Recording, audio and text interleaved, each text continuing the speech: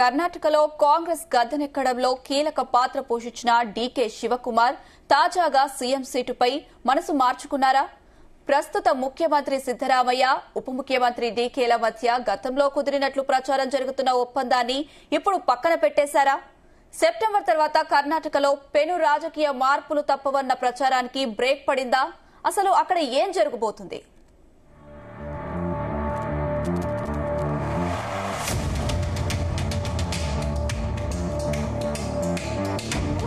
కర్ణాటకలో ముఖ్యమంత్రి మార్పుపై వస్తున్న ఊహాగానాలకు దాదాపు బ్రేక్ పడింది.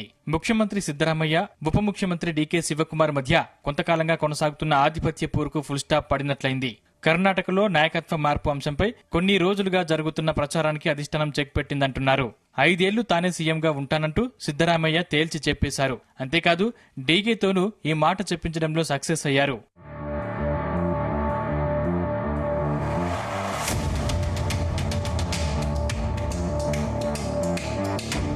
తాజాగా డిప్యూటీ సీఎం శివకుమార్ సీఎం పదవిపై కీలక వ్యాఖ్యలు చేశారు. సీఎం సిద్దరామయ్యకు అండగా ఉండడం తప్ప తనకు ఇంకో ఆప్షన్ లేదంటూ వ్యాఖ్యానించారు. నేను ఆయనకు మద్దతివ్వాలి, అధిష్టానం ఏం చెబితే అది చేయాలంటూ వ్యాఖ్యలు చేశారు.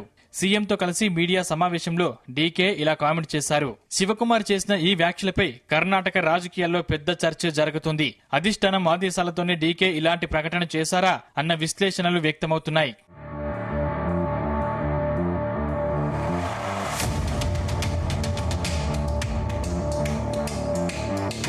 కర్ణాటక కాంగ్రెస్ ఎమ్మెల్యే ఇక్బాల్ హుసేన్ ఇటీవల చేసిన వ్యాఖ్యలతో సీఎం పదవిపై రచ్చ మొదలైంది.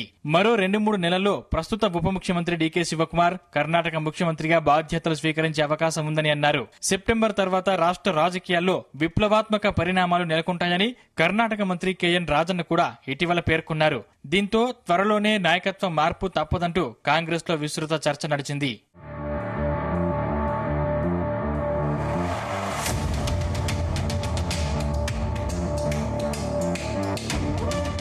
2023లో జరిగిన అసెంబ్లీ ఎన్నికల తర్వాత ముఖ్యమంత్రి పదవిపై రాష్ట్ర కాంగ్రెస్ లో తీవ్రస్థాయిలో చర్చ జరిగింది.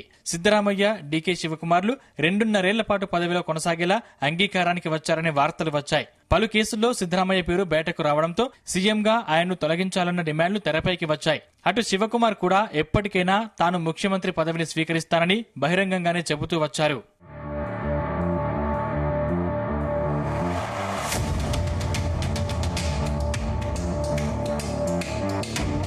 అయితే అధిష్టానం సీఎం, డిప్యూటీ సీఎంల మధ్య ఆధిపత్య పోరుకు చెక్ పెట్టినట్లు తెలుస్తోంది.